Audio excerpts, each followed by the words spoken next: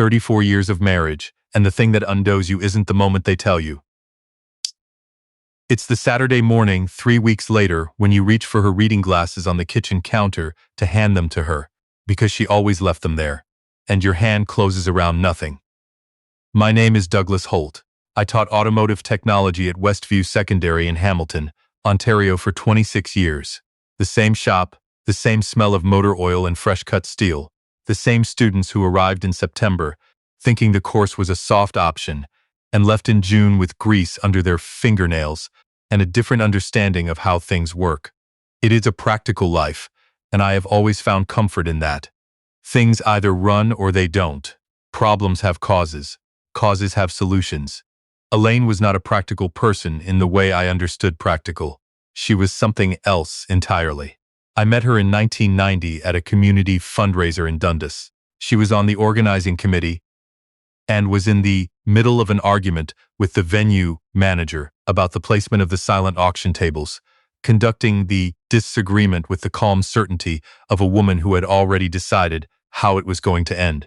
I walked over because I'd been asked to help move tables, and she looked at me and said, without preamble, "You look like someone who can tell when a room is balanced." And when it isn't, I told her the tables should go along the east wall. She moved them there. The venue manager left. She looked at the arrangement, nodded once, and said, "Good eye." That was the beginning. We were different people. Elaine grew up in Burlington, the daughter of a cabinet maker and a bookkeeper, and she had absorbed from that combination a particular kind of intelligence. Practical enough to understand money, imaginative enough to do something unusual with it. She ran her own business for most of our marriage. Consulting work, she called it in the early years, and then later she simply called it the work. The way people describe something that has become too central to their lives to need further explanation. She traveled. Not constantly, but regularly. 4, sometimes 5 trips a year. Toronto, Calgary, Vancouver, occasionally the States. She kept those trips in a drawer I had agreed, early on, not to open. I want to be clear about something. Elaine did not ask me to stop asking questions. She explained, 16 years into our marriage, sitting at the kitchen table on Garth Street in Hamilton, with both hands around a mug of Earl Grey, that her work involved confidentiality arrangements she took seriously, that she was not in danger, that we were financially secure, and that everything she did with us in mind. She said it directly, the way she said everything. Then she asked me if I could live with that. I thought about it for perhaps 10 seconds. 16 years of evidence is a meaningful data set. I said yes. I never asked again. That decision, the patience of it, the trust it required, was one I would come to understand differently in the 2 weeks following March 4th. The call came to my cell phone, not the shop phone, which is how I knew before I answered that something was wrong. The shop phone was the number I gave to parents and students. My cell was family. It was a Tuesday afternoon, 4th period, and I stepped out into the hallway.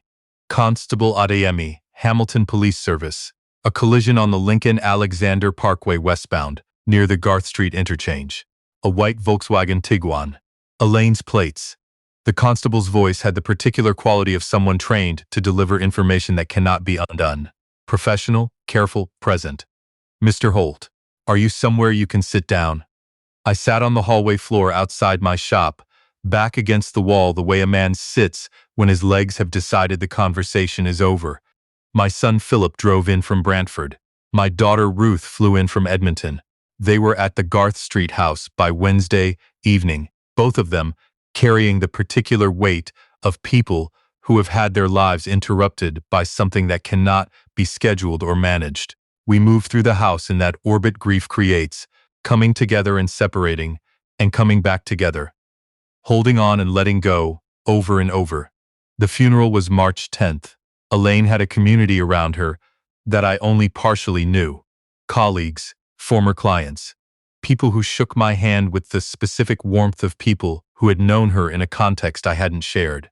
The chapel was full. I spoke near the end and said the things that were true and the things she would have wanted said, that she was honest, that she argued with venue managers and won, that she had said good eye to a man she'd known for 4 minutes and had not been wrong about him in the 34 years since.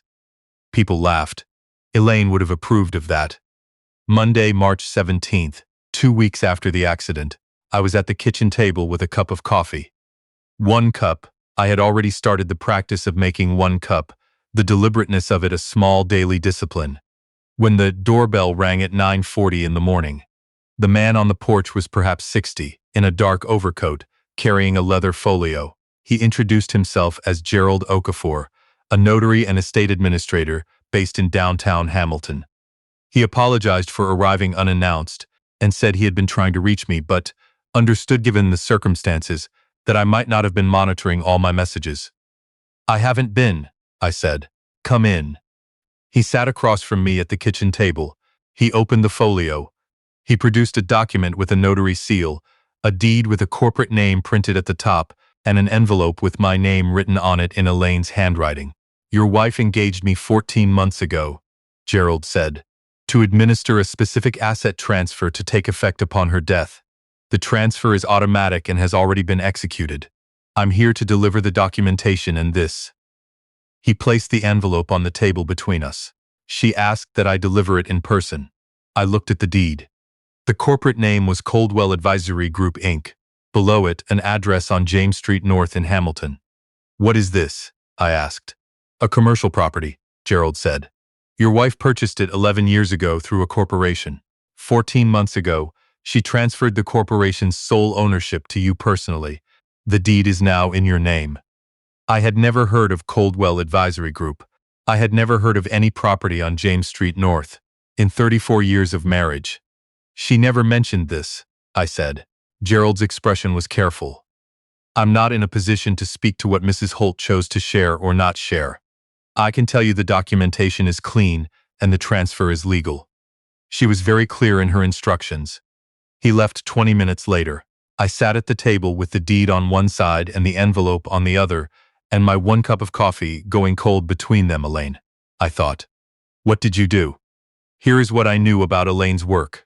Not much, by agreement, and I had made that agreement with my eyes open. I knew she was good at it. Good the way people are good at things that are genuinely theirs, not as performance, but as nature. I knew the clients were corporate. I knew the work involved discretion.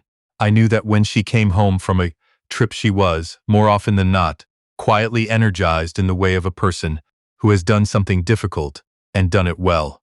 I had known all of this and accepted all of it because I had trusted her the way you trust a person after 16 years of them being exactly who they said they were, and then after another 18 years of the same evidence continuing to accumulate.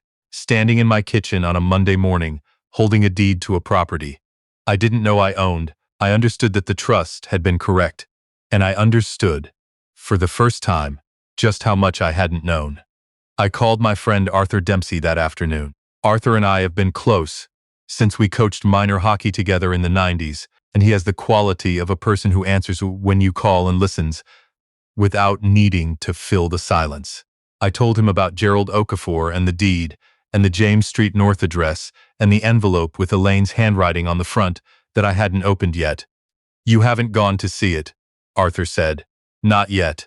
I needed to understand what I was walking into first. Are you going to sell it?" "Probably."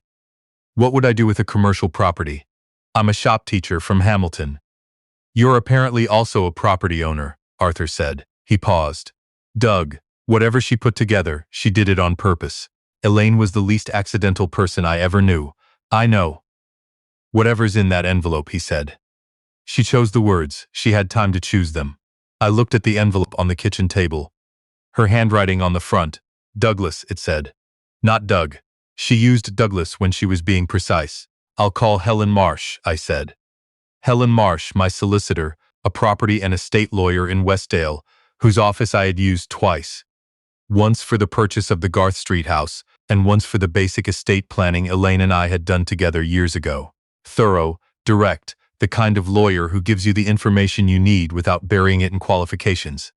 "Good," Arthur said. "And Doug, whatever she built it for you. That's the only explanation that fits." Helen Marsh's office was on King Street West in Westdale, the second floor of a building above a bookshop that had been there since before I moved to Hamilton. Her office looked out over the street. The old brick of the neighborhood doing what old brick does in March, absorbing the gray light and giving nothing back. She had the documents in front of her when I arrived Tuesday morning. I had scanned and emailed everything Monday evening, and she had responded at 10:47 p.m. Reviewed, nothing irregular, come in at 8:30. The transfer is clean, Helen said. She did not preamble. The corporation was properly structured under Ontario law. The transfer of shares to you personally is valid and registered. There are no encumbrances on the title, no liens, no disputes, no creditor claims. The property is owned outright. How long has the corporation held it? 11 years. Property taxes and building maintenance paid quarterly, on time, throughout. No debt at any point. I looked at the incorporation documents. The stated business purpose was management consulting and advisory services. Helen, what's the assessed value? She turned a page. Current municipal assessment puts it at approximately $1.1 million.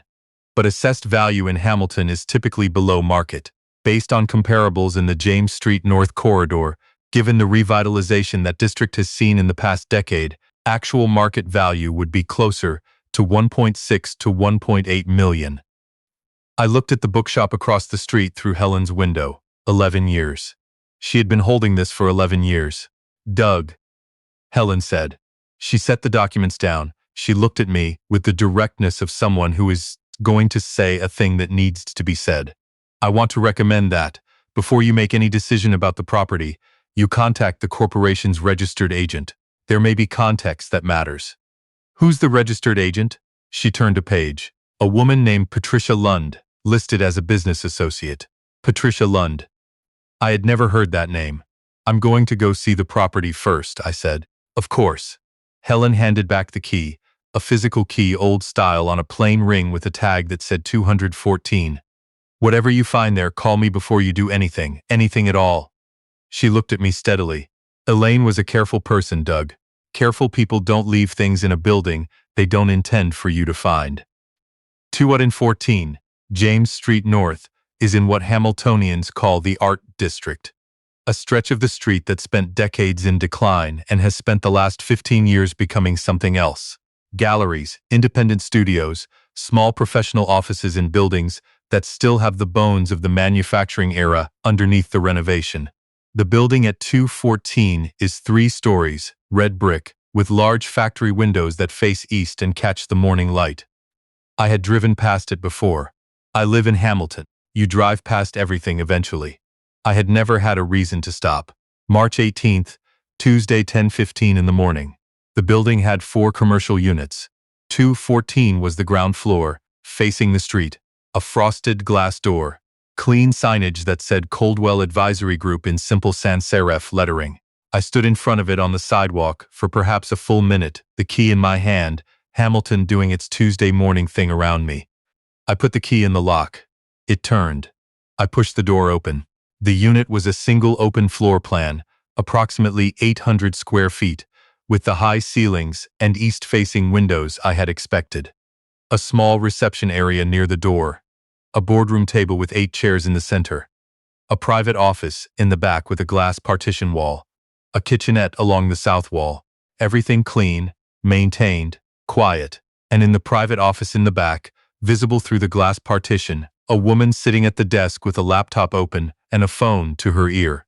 She looked up when I pushed the door open. She lowered the phone. She did not look startled.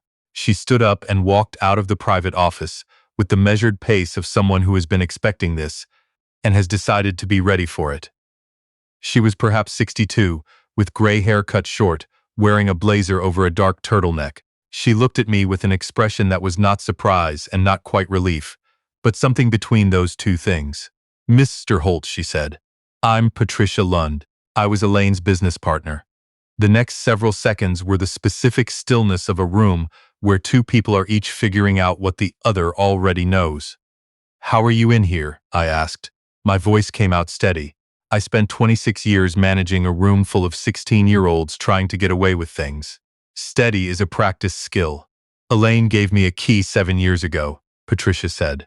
"I've been coming here regularly. I have been." She paused. I should have called ahead. "I came to collect a few documents before the unit transferred.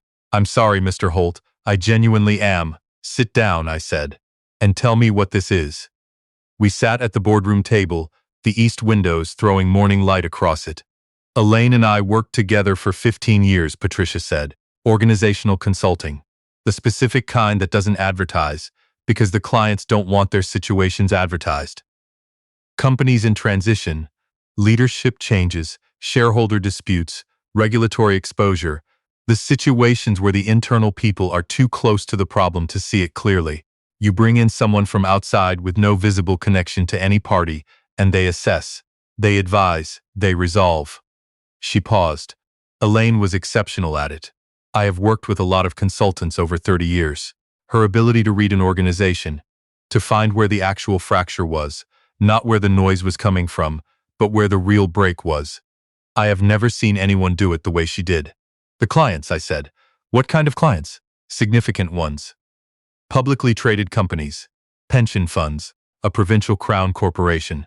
Clients whose situations, if handled incorrectly, had consequences at scale. Patricia looked at me directly. The fees reflected the stakes. How significant, I said, because I was a shop teacher from Hamilton sitting in a Jameson Street building I apparently owned, and I needed to understand what I was sitting in. Patricia opened the laptop. She turned it to face me.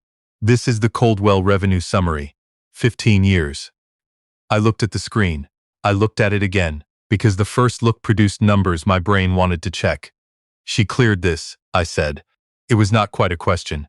In good years, Patricia said.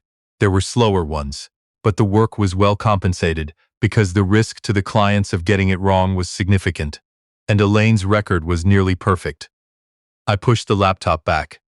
I looked at the east windows, at the March light coming through old factory glass, at Hamilton outside going about its morning. 15 years. She had been doing this for 15 years. She had said once, "We are financially secure." She had not been lying. She had been describing an understatement large enough to have its own postal code. If you've been listening for a while, and you want stories like this to keep coming, it genuinely helps when you hit that like button and subscribe. Most people don't, but it's what makes this whole thing possible. Thank you. Now let's keep going, because we are not close to finished. Patricia and I talked for nearly 2 hours. She explained the mechanics of the work, the ethics of it, the way Elaine had structured each engagement to ensure the confidentiality requirements were documented and the advice remained independent. The work was legal in every particular, Patricia said. Elaine was meticulous about that because she understood that the only thing a consultant in sensitive environments has is her reputation for integrity. She never gave a client reason to doubt hers. She told me about the building. Neutral ground was essential. You can't meet at the client's offices, too visible. You can't meet in hotel lobbies, too exposed. She bought this unit 11 years ago because she wanted a professional space she controlled completely.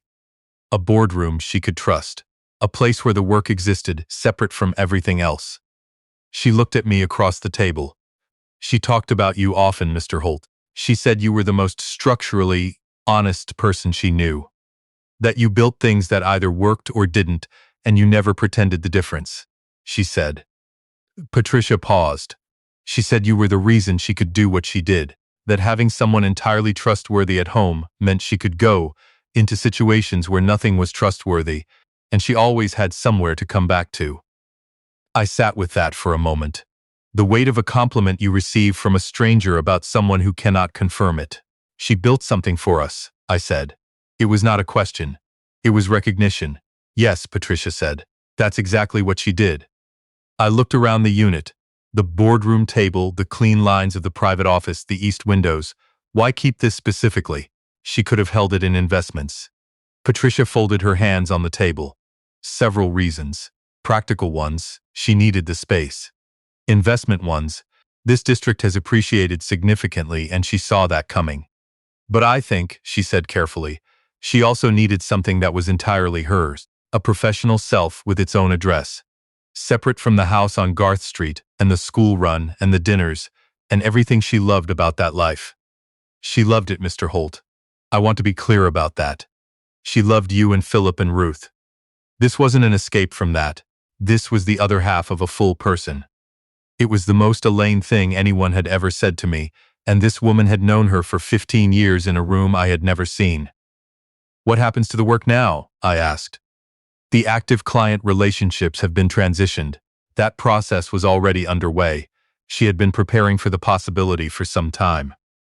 Patricia paused with the particular pause of someone choosing their words correctly. She was, toward the end, aware that there were people who did not wish her well. I looked at her. There's something in the folder you need to read, Patricia said. She produced a manila folder from her bag and placed it on the table. She prepared this 14 months ago. She gave it to me with instructions to hand it to you directly if you came to the building, she said. Patricia's voice was, for the first time, slightly less steady than it had been. She said, "If Douglas comes, give him this. He'll know what to do. He always knows what to do with something that either works or doesn't." I took the folder. There is a specific quality to reading a letter written by someone who knew they were writing it for after. Not a text, not an email. Those are written for now, for the immediate distance between two phones. A letter written with the knowledge that the writer may not be there when it is read. Written carefully, with the specific weight of someone choosing every word for you. That is a different kind of document entirely. I sat at the boardroom table on James Street North after Patricia left. She had gone quietly, with a handshake and a card and an offer of any further help I needed, and I opened the folder. The letter was on top. Elaine's handwriting, the neat, slightly leftward cursive of a woman who had learned to write in the 70s and had never been interested in changing what worked, Douglas. If you're reading this, something happened. I am sorry for that, and I am sorry for all of it. The compartments, the unanswered questions, the trips I came back from and didn't explain. You accepted all of it on faith, and you never once made me feel that the faith cost you more than you were willing to pay. I did not fully deserve that. I want to try to explain what I couldn't while I was there to explain it. The work was real. Everything Patricia will tell you is accurate. I will not pretend the secrecy was only for your benefit. It wasn't. I needed something that was mine alone. Not because our life wasn't enough, because it was always enough, but because I needed to know that I was also something independent of it. That there was a version of me that existed outside of being your wife and Philip's mother and Ruth's mother. I was afraid that explaining it would change it somehow, or that your worry would become something I had to manage on top of everything else, or that the questions would make the compartment harder to maintain. I told myself it was practical. Some of it was cowardice. And I want to be honest about that. What I want you to know is that none of it was about you. Not 1 hour of it was turning away from you. This was a separate room, not a separate house. You were home. You were always home. Now the practical things, because I know that's what you need from me right now. The financial summary is on page 2. The property title is clean. Helen Marsh will confirm this. The accounts are detailed on page 3. You will want to sit down before you look at page 3, not because the number is frightening, but because it is larger than you will expect, and I want you to know before you see it that it is real, and it is yours, and it is the thing I was building all those years when I said I was building something for us. There is one more thing. Page 4. Please read it carefully before you do anything else. I loved every ordinary day of our life, Douglas. The shop smell on your jacket when you came home. The way you hand someone a tool, and they always understand immediately how to use it. The fact that you can fix almost anything. And the fact that you don't pretend you can fix the things you can't. 34 years, and you were still the best person in any room, Elaine. I read it twice. Then I read it a third time, because the third time is when the words stop being words and start being her. I turned to page 4. It was half a page. 3 short paragraphs. The first identified a man named Richard Calloway, former client, a real estate developer based in Mississauga, who had engaged Elaine 8 years ago during a dispute with his co-investors, and had, in Elaine's documented assessment, received advice that resolved the dispute in his favor. The arrangement had included a success fee, documented and paid.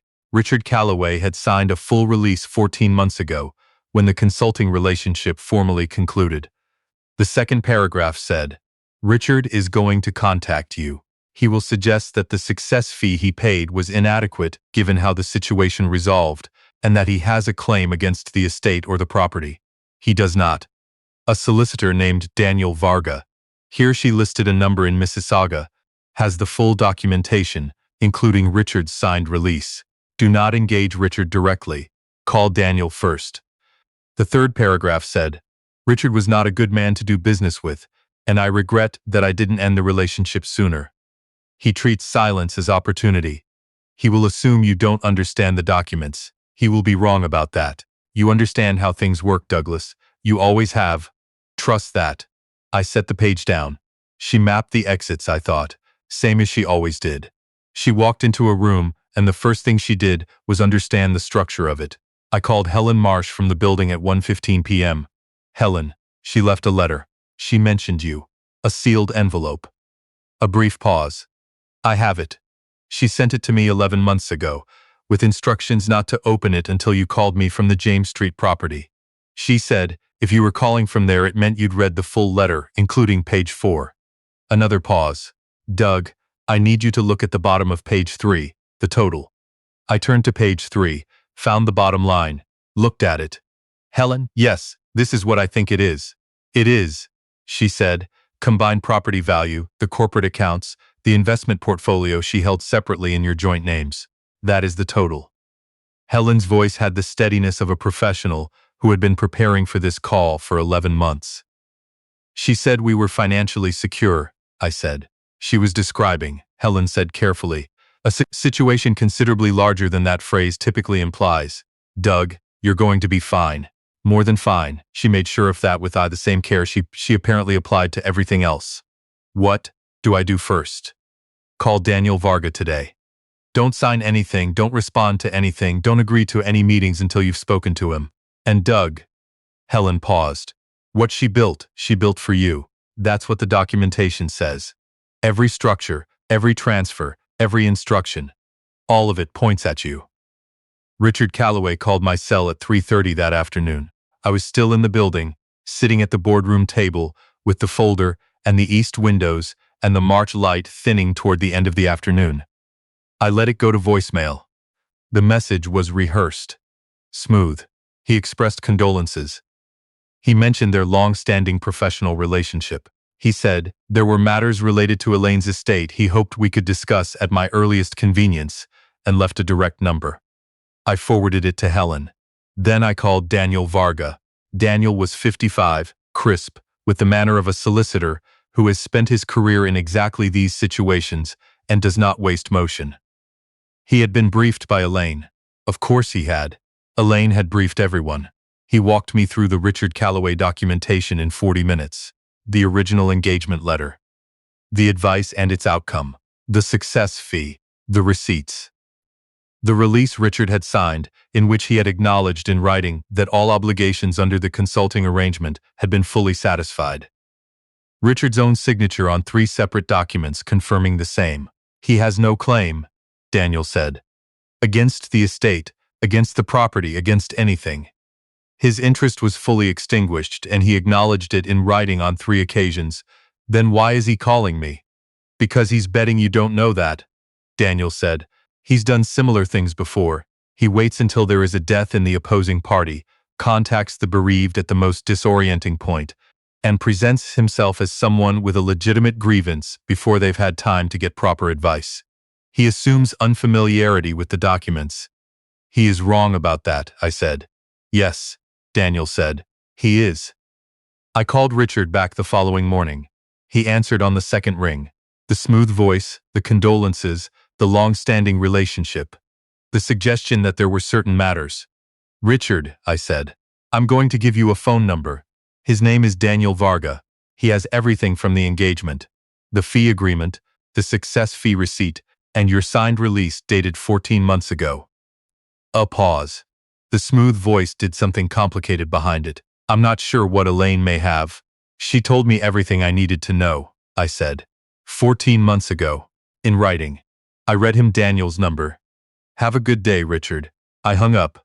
I sat in the kitchen of the Garth Street house, 1 cup of coffee on the table in front of me, and I thought, she knew. She saw him coming and she left me the map. I told Philip and Ruth that Thursday evening, both of them on a video call. Philip from Brantford, Ruth from Edmonton, both of them with the particular tired look of people 3 weeks into a grief that does not yet have any shape to it. I walked them through it in order: the property, Patricia Lund, the consulting work, the letter, the financial summary. I gave them the context before I gave them the number, because the number without the context would only be confusing, and Elaine had taught me, among other things, that sequence matters. When I told them the number on page 3, Philip was quiet for a long moment. "Dad," he said finally, she was doing all of this the whole time? 15 years of the current work, some version of it before that." Ruth had been quiet for most of the call. Ruth thinks before she speaks, which she gets from Elaine, and which I have always found both admirable and occasionally alarming. She looked at the camera. "Dad, she bought the building, yes. Not the accounts. Not the portfolio. She made sure you had the building specifically, yes." Ruth shook her head slowly. "She knew you. She knew you'd need to stand in it before you'd believe it. She knew you needed something you could put your hands on." I looked at my daughter on the screen, 29 years old, her mother's perception wrapped around my stubbornness in a combination that had always been more than the sum of its parts. "Yeah," I said. "I think that's right. Are you going to sell it?" I thought about the east windows, the morning light through old factory glass, the boardroom table where Elaine had sat across from people with significant problems and found the break in the structure every time. "Not yet," I said. "Not for a while."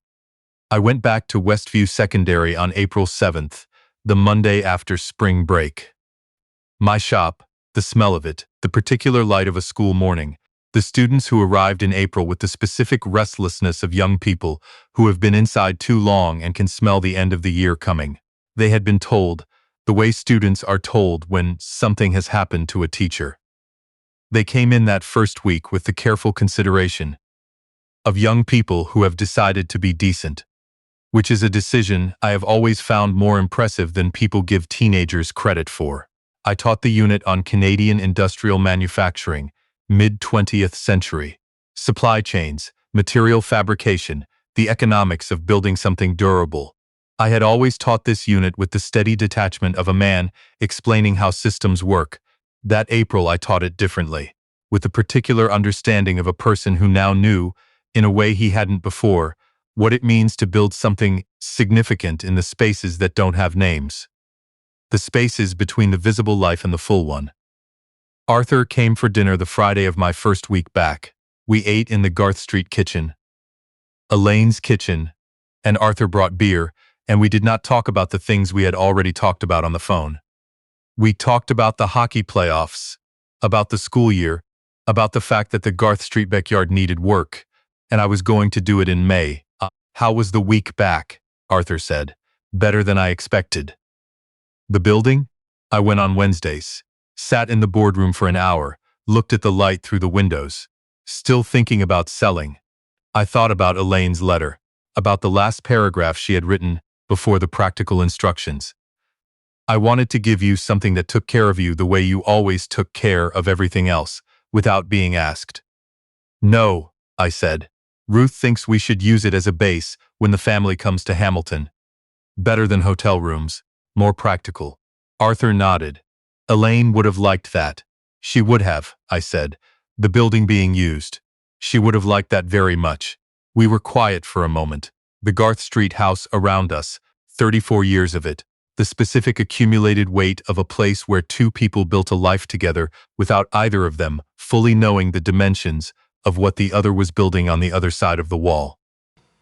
"Doug," Arthur said. He looked at me across the table. "Are you okay? Honestly." I thought about how to answer that, about the building on James Street North, and the letter in Elaine's handwriting, and the letter in Elaine's handwriting, and the number on page 3 that had turned out to be exactly what it appeared to be. About Richard Calloway hanging up on a Thursday morning with Daniel Varga's number and nothing to work with. About Patricia Lund and the boardroom table, and the thing Patricia had said, that Elaine had described me as the reason she could go into rooms where nothing was trustworthy, because she always had somewhere to come back to. I was a 58-year-old shop teacher from Hamilton. I drove a 9-year-old Ford F-150 that I maintained myself because I know how engines work. I owned, pending whatever decision made sense, a $1.7 million commercial property on James Street North in a district that was still becoming what it was going to be. And I had been loved for 34 years by a woman so thorough and deliberate that she had arranged for a notary to put the key in my hand 11 days after she died. Yeah, I said to Arthur. I think I am. He raised his beer. I raised mine. Neither of us said anything else. Some things don't need completing.